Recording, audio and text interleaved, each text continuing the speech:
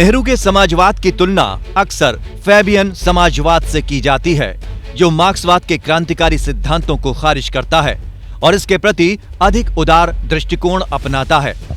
जो बात कम ही जानी जाती है वो ये है कि कम से कम 1936 तक नेहरू के समाजवाद के कट्टर अनुयायी रहे, लेकिन बाद में नेहरू के विचार में बदलाव आए और वे बड़े उद्योग लगाने के पक्ष में खड़े दिखे।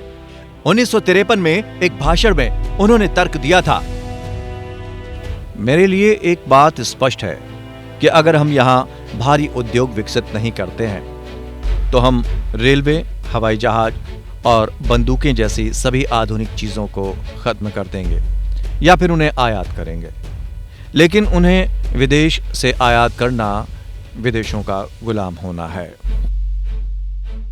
जवाहरलाल नेहरू एक आर्थिक आधुनिकतावादी थे।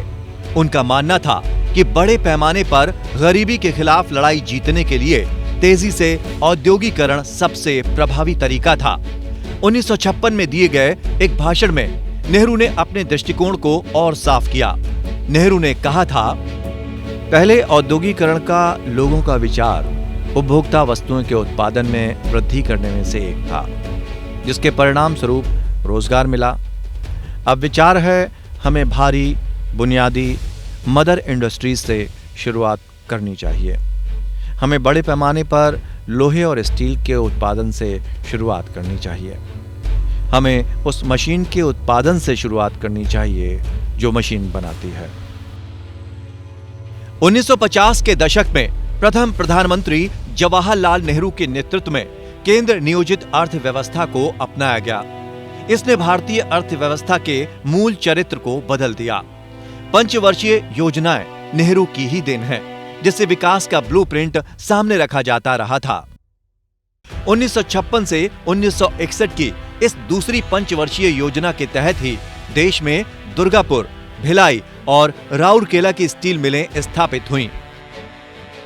इस पंचवर्षीय योजना के तहत जवाहरलाल नेहरू की सरकार ने रेलवे लाइन का विस्तार करने का खाका तैयार किया और एटॉमिक एनर्जी कमीशन भी बनाया।